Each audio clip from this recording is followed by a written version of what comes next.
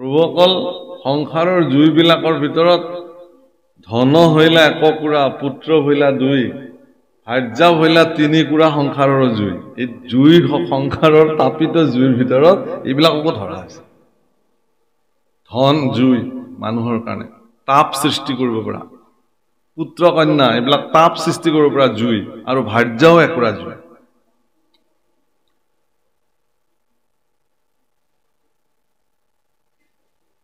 গোবিন্দ মিশ্ৰ সেইকাৰণে অৰ্জুনক কোৱাৰ চলেৰে গীতাৰ মাহাত্ম্যত খুব ধুনীয়া অনুবাদ কৰিছে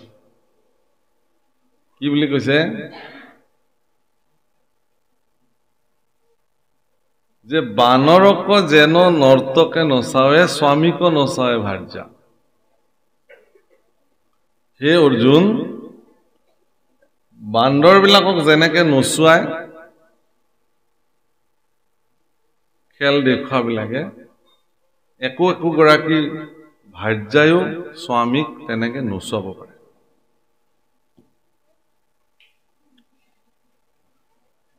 এই জুইবিলাকৰ তাপত পুৰুষজনে বা ব্যক্তিজনে তেওঁ সহিব পৰাকে তেওঁৰ যিমান সহনশীল শক্তি আছিল এৰি দিওঁতে দিওঁতে দিওঁতে দিওঁতে সহি থাকি থাকি থাকি থাকি এটা সময়ত সেইবোৰৰ পৰা তেওঁ কি হৈ যায় সহনশীল শক্তিটো তেওঁৰ নাইকিয়া হৈ যায় আৰু তাৰ পৰা ওলাই আহিব পৰা ক্ষমতাও নাই এইটো জাগতিক জগতৰ নিয়ম সেইকাৰণে মহাপুৰুষ শংকৰদেৱ গুৰুজনে ভাগৱতৰ পদে পদে পদে পদে লিখিলে যে পুত্ৰ ভাৰ্যা ধন জন সাম্যকে মেঘৰ ছায়া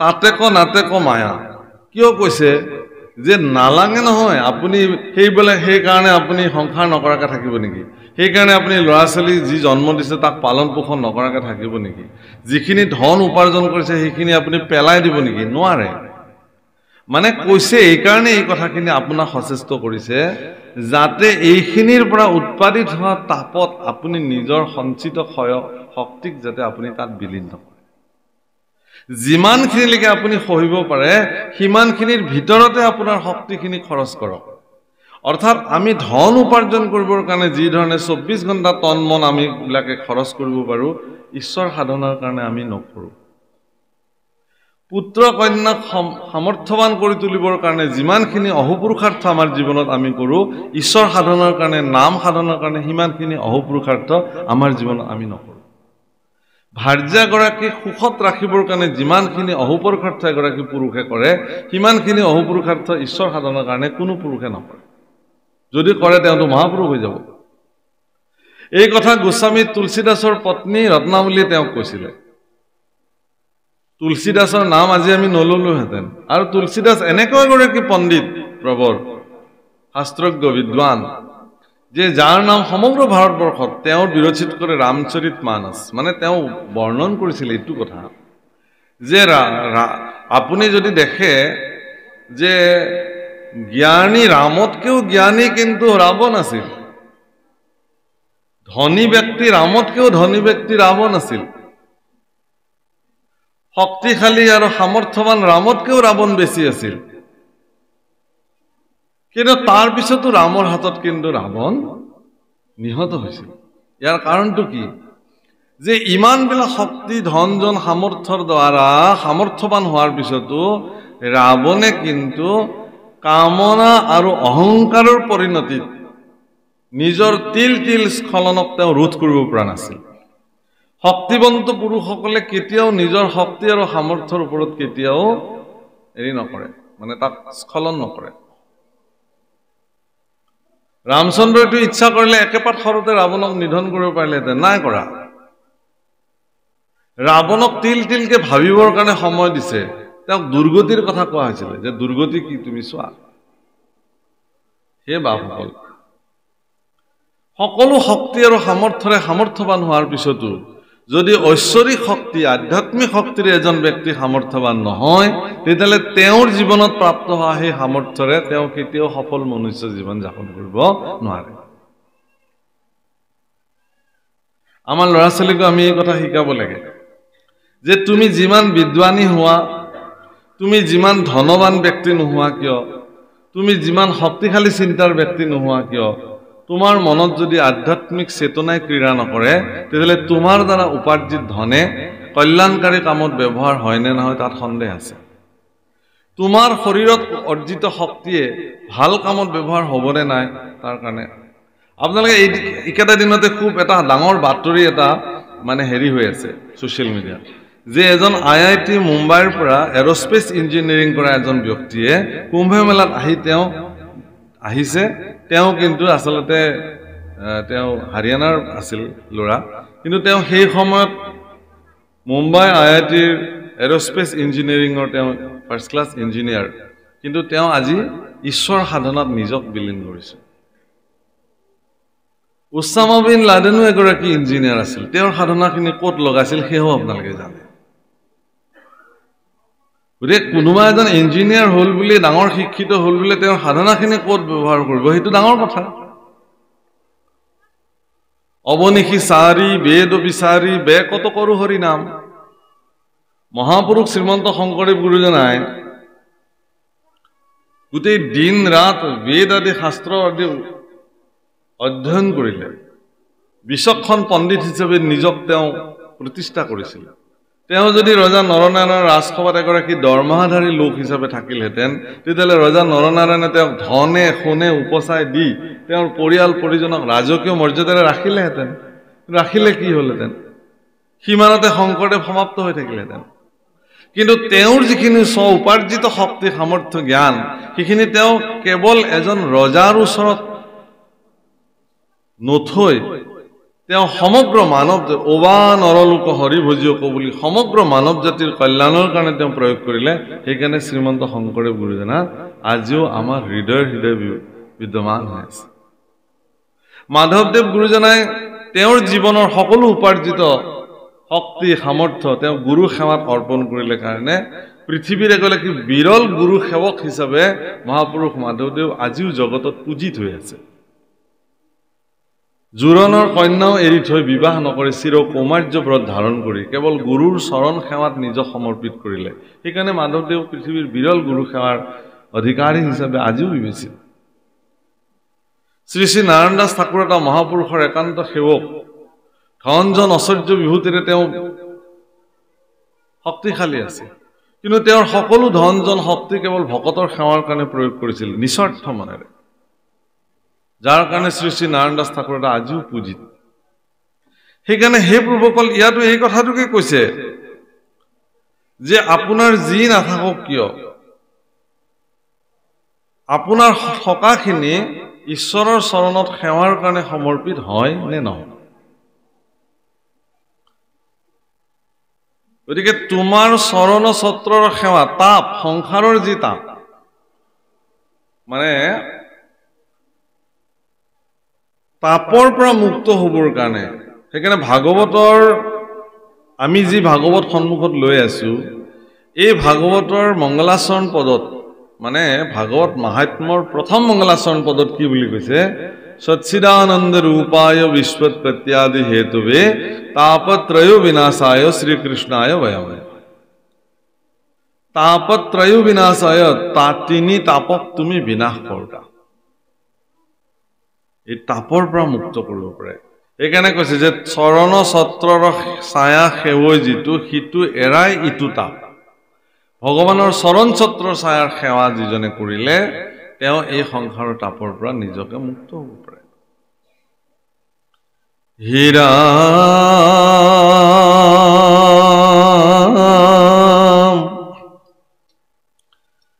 সবে পৰিহৰি চৰণ দূতয় তোমাৰ কৰিলো সাৰ। তুমি এৰিলাতে ঐ বন্ধু মাধৱ দিনতে দেখো আন্ধাৰ। হে প্ৰাণনাথ নকৰায় অনাথ দান্তে ধৰু খেৰ তুলি। তোমাৰ বিয়োগে অগণি এখানে দেখা মাৰে মোক পুলি।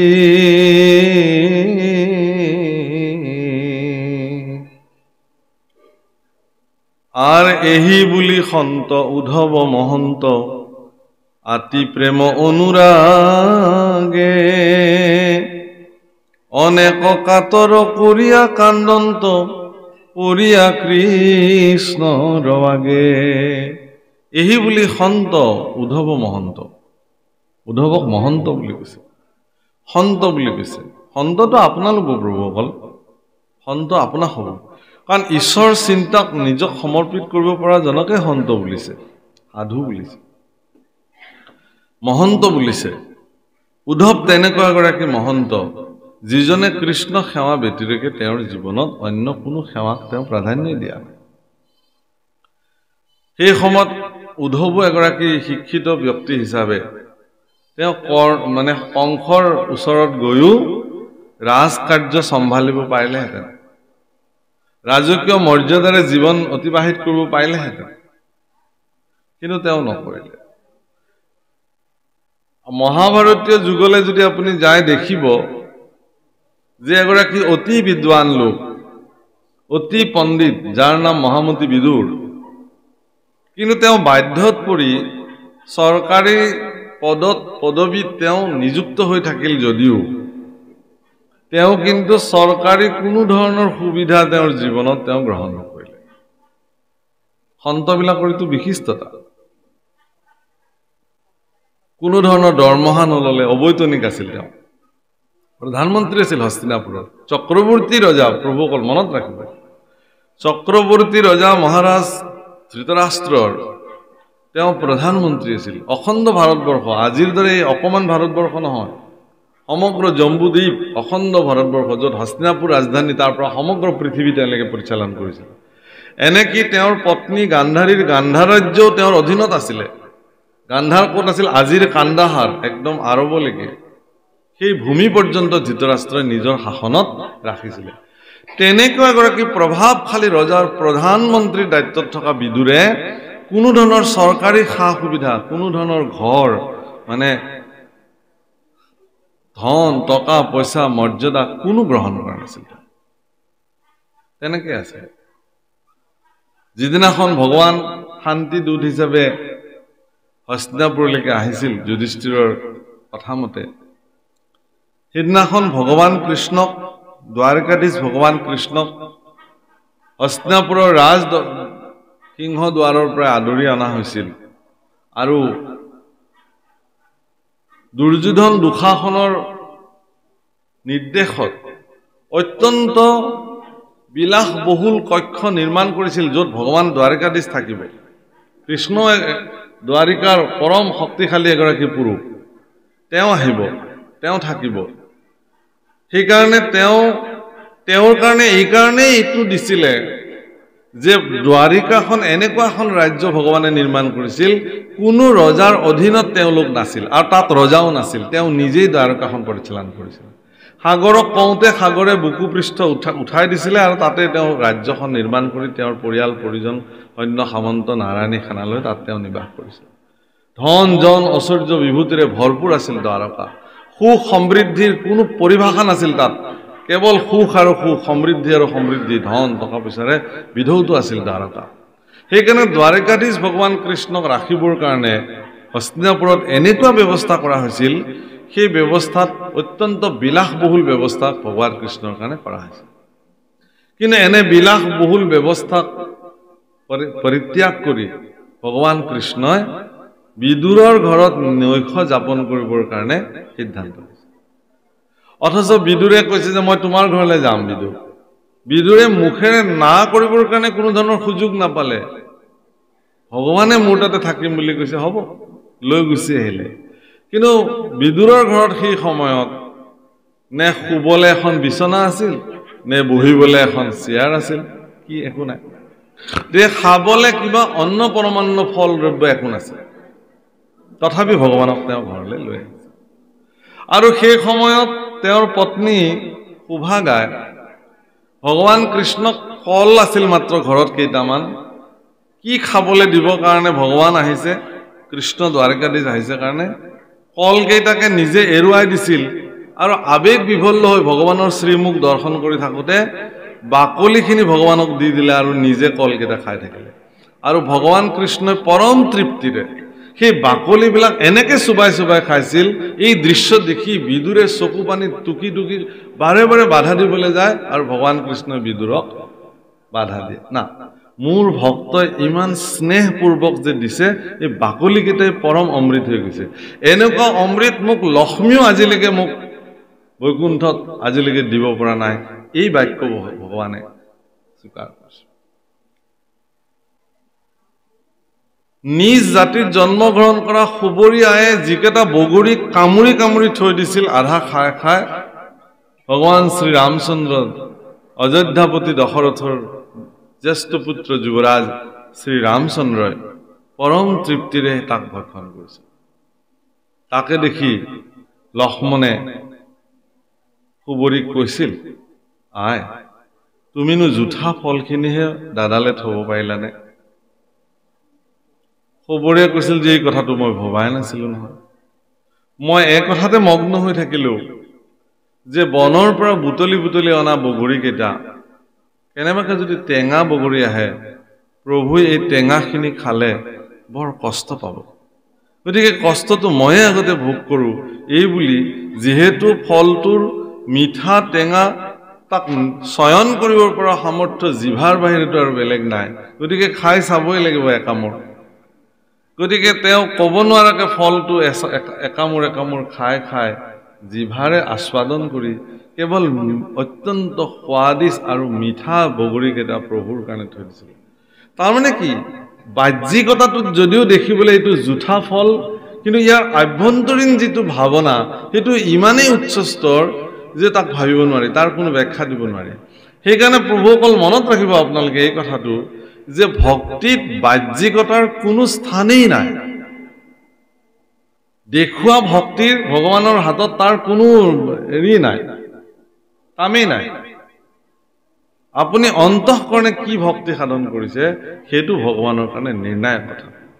সেইকাৰণে আমি ভক্তিৰ ক্ষেত্ৰত বেছি জাহিৰ কৰিবলৈ যোৱা, দেখুৱাবলৈ যোৱাৰ যিটো বেপাৰ আৰম্ভ হৈছে, এইটোৱে সমাজক ভক্তিৰ পৰা বিচ্ছিন্ন কৰিছে। কোনোবা এজন ব্যক্তিয়ে নামঘৰলৈ জীৱনত গৈও নাপাব পাৰে, কোনোবা এজন ব্যক্তি জীৱনত মঠ মন্দিৰলৈ নেযাবও পাৰে, কিন্তু তেওঁৰ অন্তৰতে যদি ঈশ্বৰ বিদ্যমান কৰি ৰাখিছে, তেওঁৰ জীৱনত কেতিয়াও যদি কাৰো অকল্যাণী কৰ্ম এটাও কৰা নাই, সকলো জীৱৰ প্ৰতি তেওঁৰ কেৱল দয়া আৰু কৰুণা দৃষ্টিৰে ভৰপূৰ হৈ আছে, তেতিয়াহ'লে তেওঁ যি ভক্তি সাধন কৰিব ভগৱানে সেই ভক্তিকহে স্বীকাৰ কৰিব। এইটো বহুত ডাঙৰ কথা। হনুমানক উপহাৰ স্বৰূপে মাতৃ সীতাই অত্যন্ত মূল্যৱান হাৰ এডাল উপহাৰ দিছিলে ৰাজসিংহাসনত বহাৰ পিছত, আৰু হনুমানে প্ৰত্যেকটো মুকুতা দাঁতেৰে কামুৰি কামুৰি এনেকে ফটাই ফটাই গোটেই মালাধাৰে বিকৃত কৰি পেলালে। কোনোবাৰ দৃষ্টিত বনৰ বান্দৰেনো মুকুতাৰ মালা কি মূল্য বুজে, কিন্তু যেতিয়া হনুমানক সোধা হ'ল, হনুমানে চাইছিল যে মই কামুৰি কামুৰি চালো ইয়াৰ ভিতৰত ৰাম আছে নে নাই, দেখিলো যে ৰাম নাই দেখোন। য'ত ৰামে নাই তাতে মোৰ কাম নাই সেইটো বস্তু। হাম ৰাম জি কি ৰাম জি হামাৰে হায়, খুব ধুনীয়াকে ভজন গায়। মই ৰামৰ ৰাম মোৰ, মই তোমাৰ তুমি মোৰ। ভগৱানে ভাগৱততে খুব ধুনীয়াকে উল্লেখ কৰিছিলে, সিও ভৈলা মোৰ ময়ো ভৈলো তাৰ। ভগৱানৰ বাণী দেই প্ৰভু, যে একান্ত চিত্তে সম্পূৰ্ণ শুদ্ধ হৃদয়েৰে সমৰ্পিত মনোবৃত্তিৰে কল্যাণকাৰী চিন্তাৰে আপুনি যদি নিজকে ভগৱানৰ ওচৰত সমৰ্পিত কৰিব পাৰিছে, তেতিয়াহ'লে আপোনাৰ ভক্তিক ভগৱানে স্বীকাৰ কৰিব। অন্যথা আপোনাৰ কুন্তি দেৱীয়ে সদায় ৰাতিপুৱা এপাহ পুষ্প লৈ পেলাই ভগৱানৰ মন্দিৰলৈ যায়। যি পালে আৰু গা ধুই উঠি যি পালে। এদিন দেখিলে যে এপাহ সুগন্ধিযুক্ত পদুম ফুল হাতত লৈ কুন্তি দেৱী মন্দিৰলৈ আহিছে। গান্ধাৰী বোলে তুমি কলে যোৱা? বোলে মই কৃষ্ণ মন্দিৰলৈ যাওঁ, ভগৱানৰ মন্দিৰলৈ যাওঁ। গান্ধাৰীয়ে পুত্ৰ দুৰ্যোধনক কলে বোলে দুৰ্যোধন কাইলে প্ৰাতঃতে মই যেতিয়া মন্দিৰলৈ যাম তুমি মোক সোণৰ ফুল অলপ আনি দিবা মই ভগৱানক সোণৰ ফুলেৰে পূজা কৰিম কালি কুন্তিয়ে যদি বনৰ পৰা ছিঙি নিয়া এপাহ পদুম ফুলেৰে পূজিলেই ভগৱান তেওঁৰ প্ৰতি ইমান সুপ্ৰসন্ন হৈ যায় মই সোণৰ ফুলেৰে পূজা কৰিম হ'ব যোৱা আজ্ঞা মাতা দুৰ্যোধনে কি কৰিলে মাতৃৰ বাক্য পালন কৰিলে পিছদিনা ৰাতিপুৱা কুন্তি দেৱীয়ে এপাহ পুষ্প লৈ পেলাই পূজিবলৈ যাব ওলালে আৰু ভগৱান সাক্ষাৎ তেওঁৰ সন্মুখত আহি বিষ্ণু থিয় হ'ল যে আই মোক ইয়াতেই দিয়া তোমাৰ পুষ্প বোলে এইটোতো মই মন্দিৰতহে দিওঁ তোমাক বোলে আজি বোলে মন্দিৰলৈ যাব নালাগে বোলে কিয় বোলে দুৰ্যোধনে এনেকে সোণৰ ফুলেৰে ঢাকি ৰখিলে তাতে তোক সোমাবলৈ মোৰো জাগা নাই আৰু তুমি ক'ৰ পৰা সোমাবা সেইকাৰণে মই নোসোমালোৱে আজি মন্দিৰত কিন্তু তোমাৰ এই যি ভক্তিযুক্ত মোক যিখিনি পুষ্প তুমি দিয়া সেইখিনি মোৰ কাৰণে বহুত মূল্যৱান আৰু সেইখিনিতো মই ল'বই লাগিব সেইকাৰণে মই বাটতে ৰৈ আছো তুমি আহিবা তোমাৰ ভক্তিযুক্ত পুষ্পপাহ মই গ্ৰহণ কৰিম সোণৰ ফুলেৰে একদম গুৰুআসনৰ পৰা হেৰিলৈকে যেতিয়া ঢাকি ৰাখিছে যে ভগৱানে সোমাব নোৱাৰে তাত আৰু ভক্ত তাৰমানে ইয়াৰ অৰ্থটো এইটোৱেই যে আপুনি কি দ্ৰব্যৰে ভগৱানক সন্তুষ্টি কৰিব সেই দ্ৰব্যসমূহৰ লগত আপোনাৰ যদি মানসিকতাৰ যদি কিবা সম্পৰ্ক আছে ভক্তি শ্ৰদ্ধা সেইকাৰণে মানে দ্ৰৌপদী যিদিনাখন দেখিলে যে দুৰ্বাসাৰ অভিশাপত আজি সমগ্ৰ পঞ্চপাণ্ডৱ বিনাশ হৈ যাব অদুশেষত তেওঁ ভগৱানক স্তুতি কৰিলে হে প্ৰভু আজি তোমাৰ বেটিৰেগে কাৰণ মোৰ অক্ষয় পাত্ৰ আজি মই খাই ধুই থৈ দিছো যেতিয়ালৈকে দ্ৰৌপদীয়ে অক্ষয় পাত্ৰ নুধুৱে নপখালে তেতিয়ালৈকে সেই অক্ষয় পাত্ৰৰ পৰা যিমানে ইচ্ছা সিমানেকে তেওঁ দিব পাৰে কিন্তু আজি এনেকুৱাহে ঘটনা ঘটিলে যে সেই অক্ষয় পাত্ৰ আজি তেওঁ ধুই পখালি ৰাখিলে আৰু দুৰ্যোধন আৰু দুঃশাসনে দুৰ্বাসাক এনেকুৱা এটা সময়ত পঞ্চপাণ্ডৱৰ ওচৰলৈকে প্ৰেৰণ কৰিলে যে আমাৰ ভাইকেইজন বনবাসত আছে তুমি খবৰলৈ আহা আৰু দুৰ্বাসা আহি কিনে ক'লে যে যুধিষ্ঠিৰক ক'বা আমি আহি আছো স্নান কৰিবলৈ তে খোৱাৰ প্ৰবন্ধ কৰিব লাগিব ভগৱান কৃষ্ণ আহি ওলাল আহি দ্ৰৌপদীক সুধিলে বোলে কি হৈছে তোমাৰ বোলে মোৰ এনেকুৱা এনেকুৱা বোলে তোমাৰ কি হৈছে সেইবোৰ মই পিছত শুনিম মোৰ বুঢ়াত ভোক লাগিছে আগতে মোক খাবলৈ দিয়া বোলে প্ৰভু সমস্যা সেইটোৱেই বোলে মই সেইবোৰ সমস্যা পিছত শুনিম প্ৰথমতে মোৰ সোধাটো তুমি নিবাৰণ কৰা নিবৃত্তি কান্দিব ধৰিলে চৰণত পৰি যে প্ৰভু মোৰ যি ক্ষমতা এগৰাকী যজ্ঞত জন্ম হোৱা যাজ্ঞসেনী দ্ৰৌপদীৰ যি ক্ষমতা প্ৰভুসকল আইসকল দ্ৰৌপদী জনী সম্ভৱা নহয় কোনো মাতৃৰ গৰ্ভত তেওঁৰ জন্ম হোৱা নাই যজ্ঞৰ কুণ্ডত যাৰ জন্ম হৈছে যাজ্ঞসেনী গতিকে তেনেকুৱা শক্তিশালী এগৰাকী নাৰী যি দ্ৰৌপদীৰ কেশত দুৰ্যোধনে ধৰিলে কাৰণে দুঃশাসনে ধৰিলে কাৰণে গোটেই 100 পুত্ৰ বিনাশ হৈ গ'ল পাণ্ডৱ কৌৰৱ ইমান শক্তিশালী নাৰী দ্ৰৌপদী মানে শালংকৃতা বৰনাৰী বিলাকে সদায় কেশ বান্ধি ৰাখে মানে সংযমতাৰে এবাৰ লক্ষ্মী আহে কি দেৱী ৰুক্মিণী আৰু ভগৱান কৃষ্ণ এনে কথা পাতি আছিল সেই সময়ত ৰুক্মিণী আয়ে চুলি ধুই পেলাই ঘৰৰ ভিতৰতে চুলিৰ প্ৰসাধন কৰি আছিল আৰু ভগৱান অন্তঃপুৰত গৈ খুব চলে পৰিহাসে ৰুক্মিণীক এনেকুৱা কিছুমান কথা ক'লে সেই কথাত ৰুক্মিণী মুধাচুত হৈ গ'ল বেহুচ হৈ গ'ল শুনি শুনি যেতিয়া বেহুচ হৈ পৰি গ'ল তেতিয়া ভগৱান কৃষ্ণ তেওঁক পৰি নোযোৱাকে ধৰিলে কিন্তু সেই সময়ত ৰুক্মিণীৰ চুলি খোলা আছিলে আৰু এগৰাকী মহিয়সী নাৰীৰ চুলি খুল খাই যোৱা চুলি মাটিত পৰিব কাৰণে মাটিত পৰিলেই অনৰ্থক হ'ব মাটিত পৰিব নোৱাৰে সেইকাৰণে ভগৱানে তৎক্ষণাৎ চতুৰ্ভুজী ৰূপ ধাৰণ কৰি দুখন হাতেৰে ৰুক্মিণীক ধৰিছিল আৰু দুখন হাতেৰে কেশ বান্ধি সংযত কৰি ৰাখিছে প্ৰভু অকল মনত ৰাখে আজিকালি ফেশ্বন হৈছে চুলি মেলি ফুৰা সেইটো বেলেগ কথা বাৰু কিন্তু হালংকৃত বৰনাৰীসকলে কেশ বন্ধন কৰি ৰাখে দ্ৰৌপদীয়ে কৈছিল সেইকাৰণে যে মোৰ এই সংযমী কেশ হে দুঃশাসন তুমি ইয়াতে ধৰি পেলাই মোক খুলি পেলালা ৰাজ দৰবাৰলৈকে খোলা কেশেৰে মোক তুমি লৈ আহিলা ময়ো এই কেশ সিদিনাখনহে বান্ধিম তোমাৰ ৰক্তেৰে মই যিদিনাখনলৈকে এই কেশ নোধোঁ আৰু সেইটোৱে ধ্বংস সিদিনাখনৰ পৰাই আৰম্ভ কুৰুক্ষেত্ৰ বিনাশ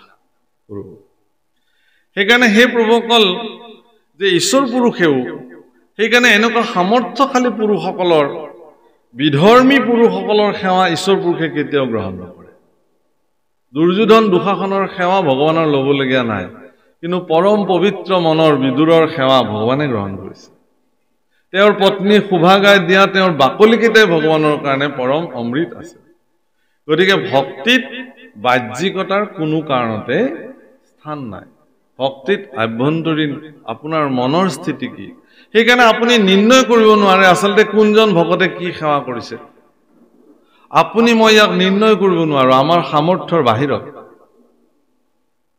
সেইকাৰণে ভক্ত দেখিলেই ভক্তৰ প্ৰতি প্ৰণিপাত জনোৱাটো প্ৰত্যেকগৰাকী ভক্তৰে নিয়ম যে আপুনি কি কৰিছে কি কাৰণে সেইটো মোৰ বিচাৰ্য নহয় কিন্তু আপোনাক মই ভকত বুলি সেৱা কৰিছো যদি মোৰ এই সেৱা গ্ৰহণ কৰিব পৰাৰ সামৰ্থ্য আপোনাৰ আছে তো আপুনি গ্ৰহণ কৰিব যদি গ্ৰহণ কৰিব পৰা সামৰ্থ্য নাই তেতিয়াহ'লে তাৰ পৰিণাম আপুনি ভোগ কৰিব